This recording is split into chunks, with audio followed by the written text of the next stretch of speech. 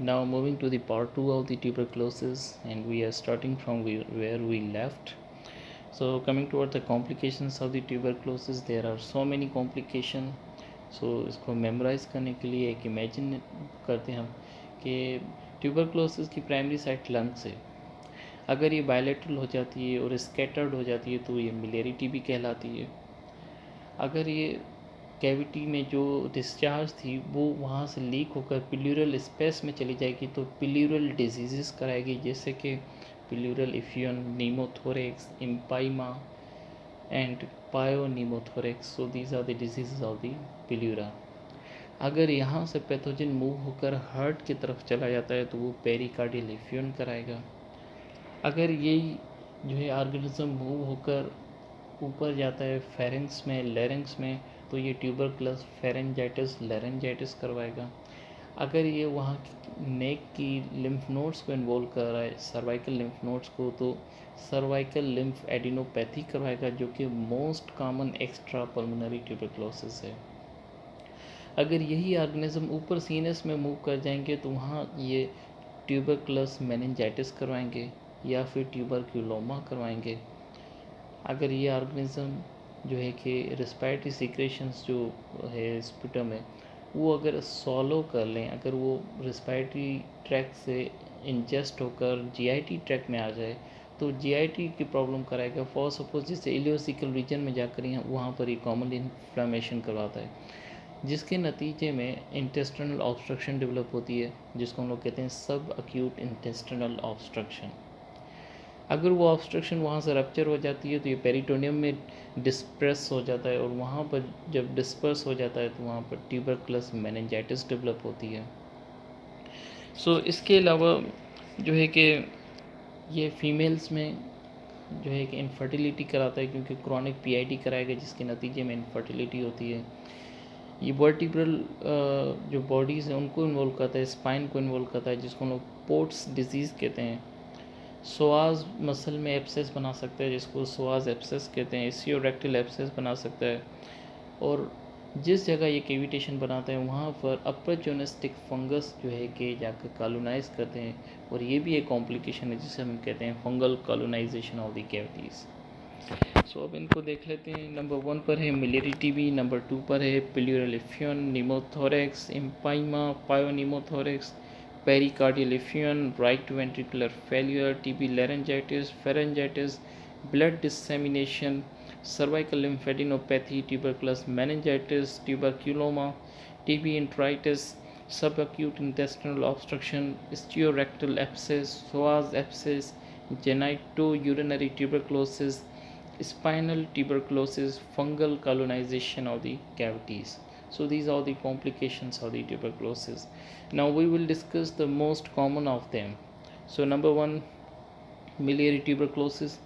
It is the result of the acute diffuse dissemination of the tubercle bacilli, most commonly occur in the children and the young adults as a complication of the primary tuberculosis. This is present with the similar symptoms of the tuberculosis like fever, night sweat, weight loss, dyspnea, and productive cough.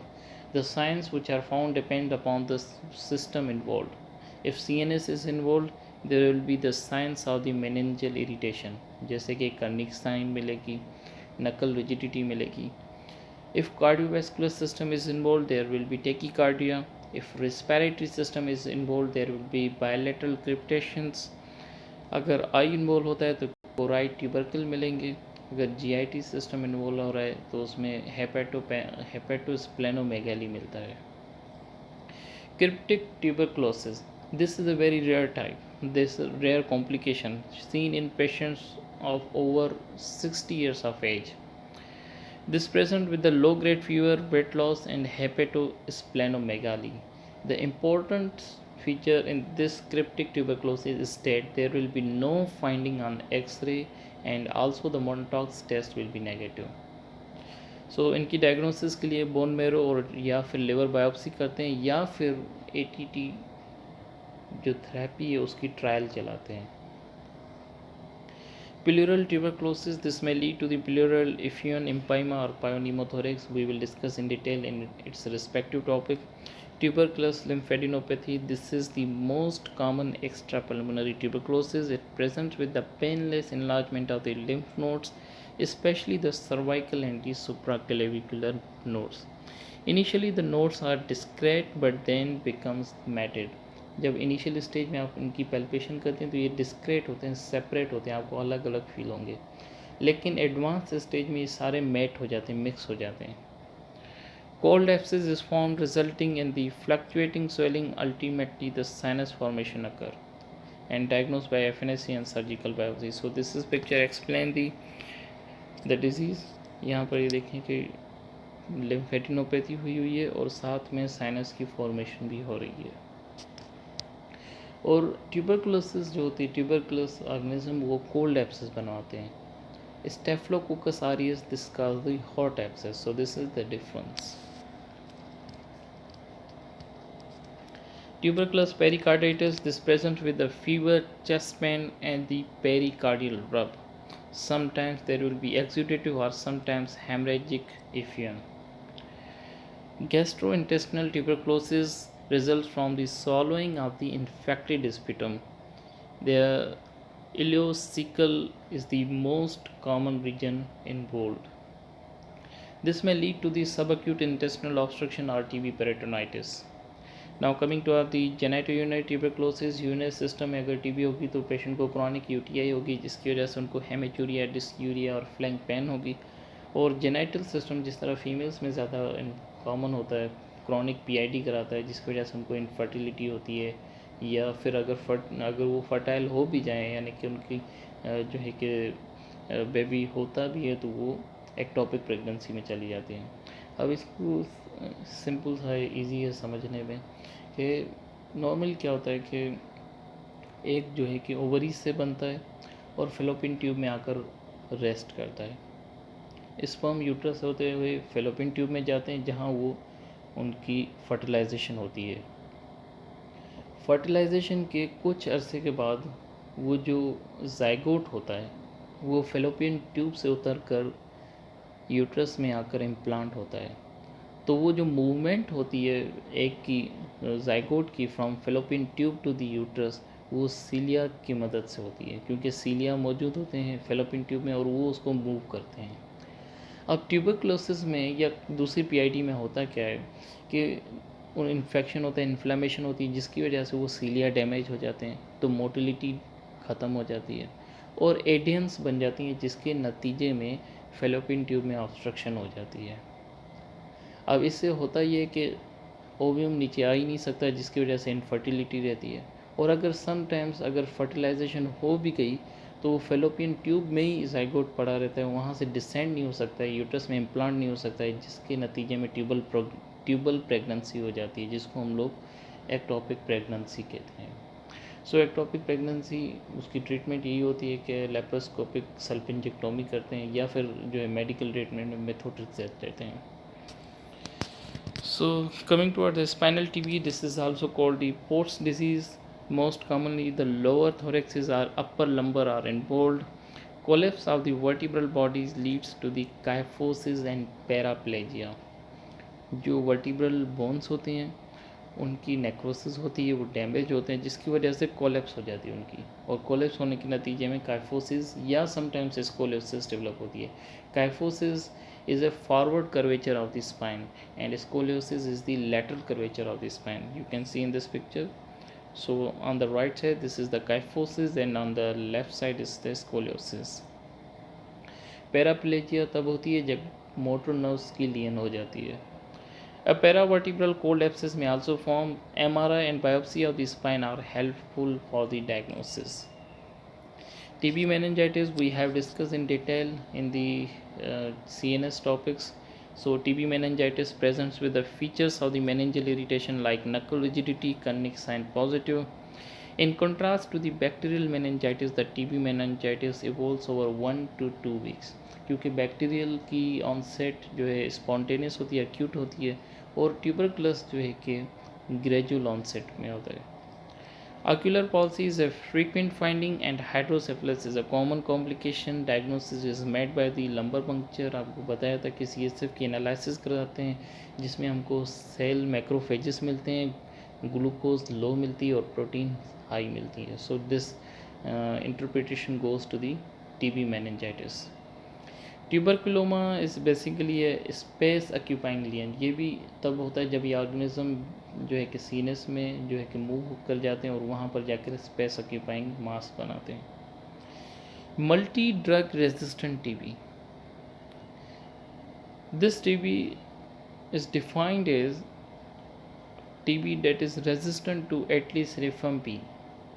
At least rifampin से अगर tuberculosis bacteria resistant बना लिया तो उसको multi drug resistant tuberculosis कहते हैं. And this is commonly asked in the exam. दूसरी drugs को भी जो है रेजिस्टेंट कर सकते हैं लेकिन एटलीस्ट रिफॉम्पिन को रेजिस्टेंट बनाते हैं. Now this is the diagram जो हमने कॉम्प्लिकेशंस डिस्कस की. उनकी जनरलाइज्ड है कि सीनस में क्या हो रही है, हार्ट में कौन सी कॉम्प्लिकेशंस हो रही है, प्लीरा में कौन सी कॉम्प्लिकेशन हो रही है, जेनाइटो यूरिनरी सिस्टम में क्या हो रहा है और इंटेस्टिन में क्या हो रहा है. So we have discuss in detail. Now moving forward, coming towards the treatment. The general treatment is according to the symptom of the patient. Productive cough है तो उसके लिए हाइड्रोलिन या वेंटोलिन एक्सपेक्टोरेंट देंगे ताकि कफ जो है कि वो स्पिटम एक्सपेक्टोरेट कर सकें. अगर फीवर है तो पेनाटोल देंगे. स्टीरॉयड थेरेपी तब देते हैं जब प्लूरल या पेरिकार्डियल इफ्यूजन डेवलप होता है या फिर टीबी मेनिंजाइटिस डेवलप होती है, तब स्टीरॉयड थेरेपी हम लोग देते हैं. Specific treatment is the anti tubercular therapy ATT. और ATT की जो ट्रीटमेंट की ड्यूरेशन होती है, जो एवरेज ड्यूरेशन 9 मंथ्स होती है और इसके 2 फेज़ होते हैं, initial phase and the continuous phase. Initial phase को हम लोग जो है कि इंटेंसिव फेज़ भी कहते हैं. And this is the most common question आज इन द एग्ज़ाम कि इनकी ड्यूरेशन के कितने फेज़ होते हैं. सो 2 फेजेस होते हैं. One is the intensive phase and one is the continuous phase. Intensive phase 2 महीनों का होता है, 2 मंथ्स का होता है. समटाइम्स एग्जामिनर जो है कंफ्यूज करने के लिए वीक्स में पूछते हैं. So you remind that 2 months और 8 वीक्स. इंटेंसिव फेज़ में फर्स्ट लाइन की जो 4 ड्रग्स होती हैं ATT की, रिफॉम्पिन, INH, पायराजिनामाइड और इथाम्ब्यूटोल, वो चारों ड्रग हम देते हैं. इसलिए इसको कहते हैं इंटेंसिव फेज़. और कंटिन्यूस फेज़ में पायराजिनामाइड को हम लोग एक्सक्लूड कर देते हैं. बकाया ड्रग्स हम देते हैं, चाहे हम 2 ट्रीटमेंट चलाएं 2 ड्रग्स पर या 3 पर चलाएं, लेकिन पायराजिनामाइड को एक्सक्लूड कर देते हैं. So intensive phase consisting of the 4 drugs namely rifampin, INH, pyrazinamide, ethambutol और पायरिडॉक्सिन हम लोग INH की न्यूरोपैथी को प्रिवेंट करने के लिए देते हैं. Continuation phase consisting of the 2 to 3 drugs and except pyrazinamide. और ये कंटिन्यूएशन फेज जो होता है वो 7 मंथ्स का होता है. फर्स्ट लाइन ATT में 4 ड्रग्स आ जाती हैं जैसे कि रिफम्पिन, INH, पायराजिनामाइड और इथाम्ब्यूटोल, और मार्केट में मायरिन P के नाम से अवेलेबल होती है. और जो कंटिन्यूएशन फेज़ में हम लोग देते हैं जिसमें पायराजिनामाइड को एक्सक्लूड कर देते हैं, तो उसकी भी एक ब्रांड नेम आती है जिसको कहते हैं प्लेन मायरिन, सिर्फ मायरिन के नाम से आती है. I am showing you the picture. So ये है, ये मायरिन P जिसमें 4 ड्रग्स हैं कंपोजिशन में, रिफॉम्पिन, INH, इथाम्ब्यूटोल, पायराजिनामाइड. और ये है मायरिन जिसमें इथाम्ब्यूटोल, INH और रिफॉम्पिन है. So pyrazinamide is excluded. So second line ATT जिसमें ofloxacin, levofloxacin, ethionamide, cycloserine, amikacin, capreomycin, बहुत सारी ड्रग्स हैं, लेकिन 2-4 ड्रग्स ही अगर याद कर लें तो dates enough. Second line treatment तब चलाते हैं जब फर्स्ट लाइन ड्रग्स के अगेंस्ट रेजिस्टेंट बन जाता है. तो अब हम लोग डिस्कस करते हैं फर्स्ट लाइन ड्रग्स की डोजेज. जो फर्स्ट लाइन ड्रग्स की डोजेज होती है, एडल्ट में जो डोजेज सिस्टम होता है वो उनकी वेट के बेसिस पर होता है. 50 kg हम लोग रेफरेंस वेट रखते हैं. अगर 50 kg से कम है तो उसकी डोज कम देते हैं ATT की. अगर 50 kg से ज़्यादा है तो डोज थोड़ा सा बढ़ा कर देते हैं. चिल्ड्रेन में जो है 50 kg का कोई रेफरेंस नहीं होता है. चिल्ड्रेन में पर kg का जो है कि हम रेफरेंस रखते हैं. और अब देखते हैं जैसे कि फॉर सपोज रिफम्पिन है, तो अगर एडल्ट में 50 kg से वेट कम है तो उसका डोज होता है 450 mg पर डे, और अगर 50 kg से वेट ज़्यादा है तो उसमें 600 mg पर डे देते हैं। चिल्ड्रेन में 15 mg पर kg पर डे, तो उनका वेट kg में कैलकुलेट करते हैं, उसको मल्टीप्लाई करते हैं 15 से, फिर जो डोज बनता है उसको पर डे में देते हैं। अब चिल्ड्रेन में जितनी भी ड्रग्स हैं, रिफॉर्मपिन, INH, पायराजिनामाइड, इथाम्बुटोल, इसमें से सिंपल सा याद करने का तरीका डोज का ये है कि एक्सेप्ट पायराजिनामाइड जितनी भी ड्रग्स हैं वो सारी 15 mg पर kg के बेसिस पर देते हैं, और जो पायराजिनामाइड है वो 30 mg पर kg डोज पर देते हैं।